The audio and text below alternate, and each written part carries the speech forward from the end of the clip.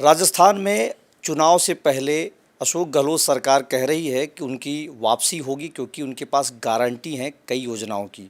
इसके लिए विधिवत 2 महीने से यहाँ पर कैंप लगाए जा रहे हैं और इसी बात को लेकर के जो कांग्रेस का केंद्रीय नेतृत्व है वो भी यही कह रहा है कि हमारी वापसी यहाँ पर होगी। जो यहाँ पर राज और रिवाज का सिस्टम है वो चेंज होगा। अशोक गहलोत कहते हैं कि जो कर्नाटक में सरकार आई है उसमें ओपीएस लागू हुआ, ओपीएस की बात हुई इसलिए सरकार आई। हिमाचल प्रदेश में ओपीएस बहुत कारगर साबित हुआ। तो हम समझते हैं क्या राजस्थान में किन योजनाओं के दम पर वापसी की बात कही जा रही है। हमारे साथ हैं अशोक गहलोत सरकार में मुख्यमंत्री के ओएसडी अशोक लोकेश शर्मा जी। कहा जा रहा है कि सरकार की वापसी है, जो रिवाज रहा टूटेगा। आपको क्या कितनी उम्मीद है इन बातों में? निश्चित रूप से रिवाज बदलेगा और हम सरकार में वापसी 100% करेंगे, क्योंकि जिस तरह की योजनाएं माननीय मुख्यमंत्री जी ने इस प्रदेश की जनता को समर्पित की हैं, जन कल्याणकारी योजनाएं हैं, आम जनता के लिए हैं, सामाजिक सुरक्षा की योजनाएं हैं। वो एक ऐसी योजनाएं हैं, मुझे लगता है कि देश के किसी राज्य में इस तरीके की योजनाएं नहीं चल रही हैं जिससे सीधे तौर पर आम व्यक्ति को इतना लाभ मिलता हो। तो जो व्यक्ति इन योजनाओं से लाभ लेगा, जो लाभार्थी होगा, तो क्या उसके ज़हन में ये नहीं आएगा कि इस प्रदेश की कांग्रेस सरकार के इस मुखिया ने हमारे लिए कितना सोचा।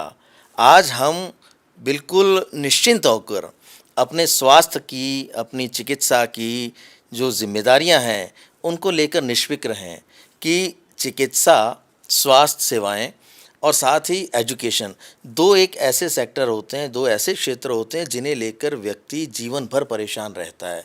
वो अपने बच्चों को अच्छी शिक्षा देना चाहता है, लेकिन जिसके पास पैसों का अभाव है या जो उतनी फीस नहीं भर सकता जो आजकल के एजुकेशन सिस्टम में आवश्यक है। इसी तरीके से इलाज कितना महंगा हो गया है।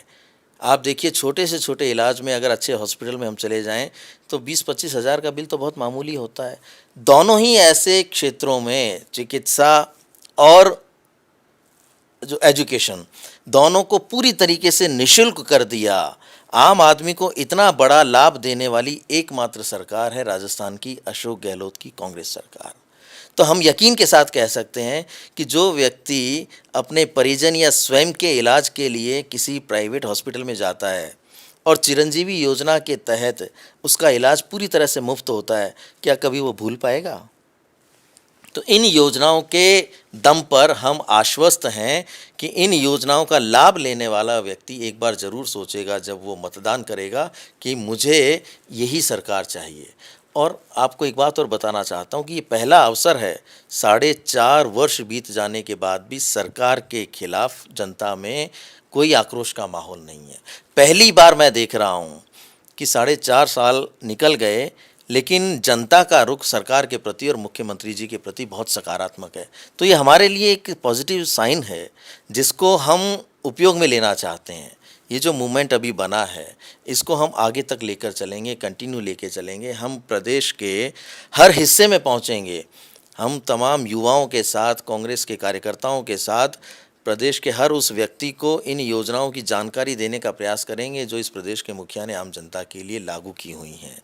और इसीलिए मैं यकीन के साथ कह रहा हूँ कि ये प्रचार प्रसार सही तरीके से हम लोग कर पाए और हर उस व्यक्ति तक पहुँच पाए जो पात्र हैं, और जो पात्र नहीं हैं अगर उनको भी जानकारी दे पाएँ तो निश्चित तौर पर प्रदेश में सरकार की वापसी को कोई नहीं रोक सकता। ये जो प्रचार प्रसार की बात हुई, समय समय पर लगातार ये बात कही जाती है कि एक सरकार काम अच्छा कर रही है लेकिन प्रचार अच्छा नहीं कर पा रही है। ये बात आप कह रहे हैं अगर हम पहुंच पाएँ तो क्या कहीं कोई कमी लग रही है आपको? देखिए, मैंने ये कहा आपको कि हमने 2 बार पहले भी शासन किया है और योजनाएं हमने तब भी बहुत अच्छी अच्छी लागू की। मुख्यमंत्री अशोक गहलोत ही तब प्रदेश के मुख्यमंत्री रहे। लेकिन जो हमने कमी महसूस की उन दोनों शासनकाल में, वो यही की कि हम अपनी जो योजनाएं हैं या हमारे कामकाज, हमारी उपलब्धियां, हमारे फैसले उसे उस रूप में जनता तक नहीं पहुंच पाने में सफल हो पाते जिस तरीके से होना चाहिए। जैसे कि विपक्ष बहुत सक्रिय रहता है इन तमाम मामलों में। अभी भी हमने कई बार ये महसूस किया, क्योंकि मैं प्रदेश के हर हिस्से में पहुंच रहा हूं, बीजेपी के जो अति सक्रिय कार्यकर्ता हैं वो हमारी योजनाओं को अपनी योजनाओं के नाम से प्रसारित करते हैं कि ये केंद्र से मिल रही हैं, मोदी जी ने ये किया है आपके लिए। तो ये जो भ्रामक उनका प्रचार है, उसको नेस्तनाबूद करने के लिए इस बार हमने पूरी तरीके से कमर कस रखी है। हम गांव-गांव पहुंचेंगे, ढाणी-ढाणी पहुंचेंगे और उनके इस झूठ को जो बार-बार वो फैलाते हैं या भ्रामक प्रचार करते हैं, एक तो वो नहीं चलने देंगे। दूसरा, सकारात्मक तरीके से जो हमने काम किए हैं आज तक, वो आम जनता तक पहुंचाने में हम सफल इसके होंगे। लिए क्या योजना है आपकी? क्या कोई योजना है, कोई स्ट्रेटजी क्या है? देखिए, स्ट्रैटेजी तो सीधी सी है कि हम हमारे युवा साथियों के माध्यम से, डिजिटल कैंपेन के माध्यम से और कार्यकर्ताओं के माध्यम से जितने भी हम माध्यमों का उपयोग ले सकते हैं, सभी का उपयोग लेते हुए सीधे तौर पर पहुंचेंगे और आम जनता के बीच जाके बात कहेंगे अपनी। हमने जैसे आपको गिनाया कि कर्नाटक में, हिमाचल प्रदेश में, अन्य जगहों पे आपकी ओपीएस काम कर गई। एक ये आपके मुख्यमंत्री जी कहते हैं कि गुजरात में जो मेरी हार हुई उसके लिए आम आदमी पार्टी को जिम्मेदार ठहरा रहे थे उस समय। वो कहते हैं हमने पंजाब में, दिल्ली में, गुजरात में हर जगह कांग्रेस को नुकसान पहुंचाया, उनसे हमने अच्छी लड़ाई लड़ी। आपको क्या लगता है चुनौती क्या है? आपको भाजपा है, आम आदमी पार्टी है, क्या लगती है आपको?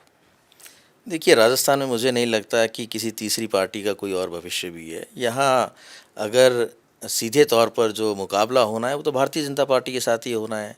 दूसरा और किसी को हम अपने सामने मुकाबले में शामिल ही नहीं करते हैं।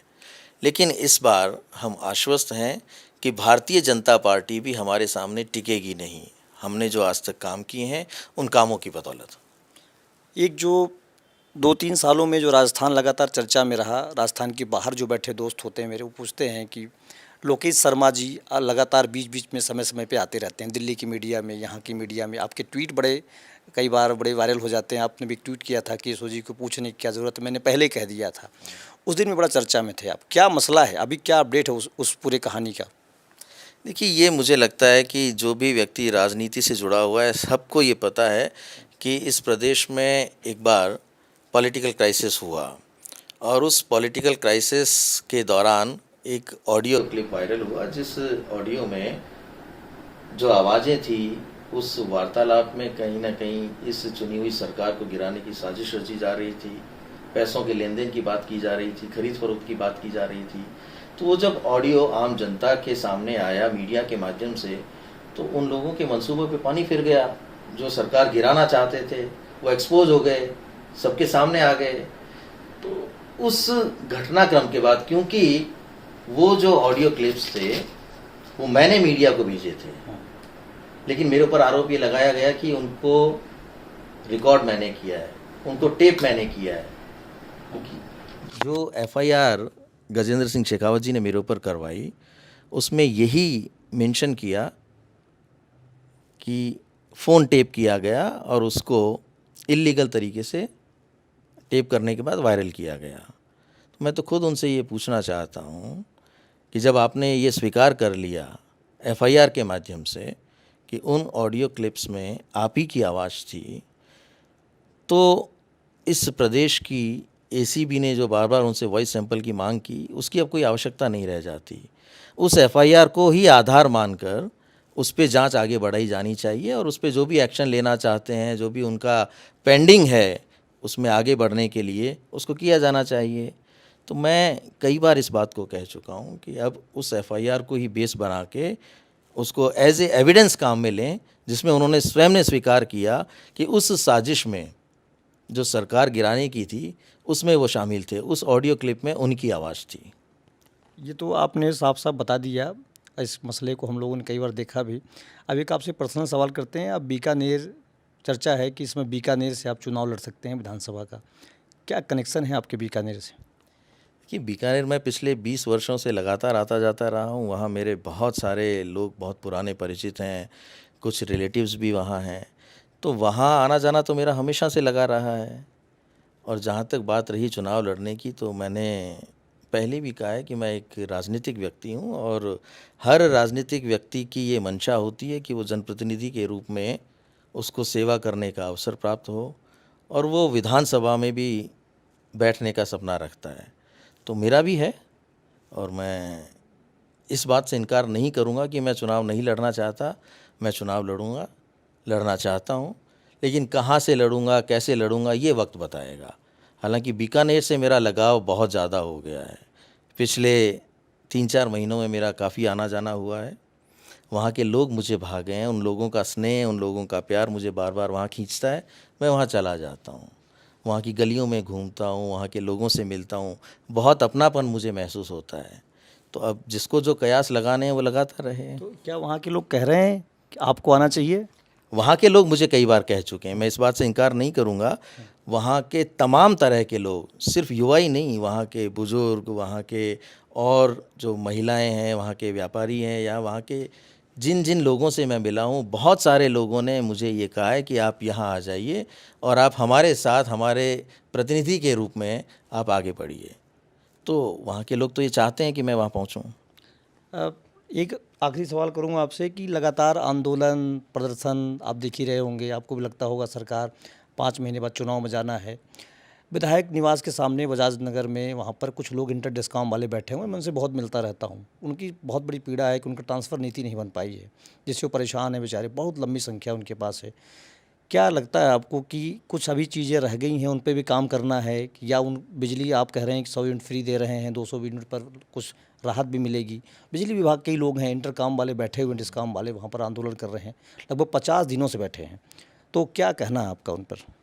देखिए, ये पॉलिसी मैटर्स हैं और इन पर आगे काम चल रहा है। जिस भी रूप में माननीय मुख्यमंत्री जी तो हमेशा से ये चाहते हैं कि ऐसा कोई वर्ग ना रहे जिसे कोई परेशानी हो। तो उनके समाधान को लेकर जिस भी दिशा में काम होना चाहिए, वो काम उस दिशा में आगे बढ़ रहा है। उस पे क्या निर्णय होंगे, किस तरह के निर्णय होंगे, ये वक्त बताएगा। लेकिन मैं ये कहना चाहता हूँ कि सभी को, जो लोग भी इस तरीके की हड़ताल में या इस तरीके के आंदोलनों में शामिल होते हैं, उन्हें ये समझना चाहिए कि हर तरह की जो पॉलिसीज़ हैं उनमें समय लगता है और उनके लिए सकारात्मक रूप से प्रयास किए जा रहे हैं। तो मेरा यही मानना है कि आने वाले समय में किसी न किसी तरीके से उनको सकारात्मक परिणाम मिलेंगे और उन्हें अपना काम करते रहना चाहिए बस। एक आखिरी सवाल आपसे है कि आने वाले दिनों में कोई बड़ी राहत और मिल सकती है क्या प्रदेश को? कुछ संभावनाएँ और भी बन रही हैं? चूँकि लगातार चर्चा चलती है कि रह रह करके आप लोग पहले बजट में दिए, बजट के बाद फिर आया, जिले के बाद अभी 100 यूनिट आया, रात में 10:45 पर हम लोगों ने बहुत इंतज़ार किया। ऐसी कोई और 1-2 चीज़ें आने वाली हैं क्या? आपने आखिरी करते हुए तीसरा सवाल मुझसे पूछ लिया।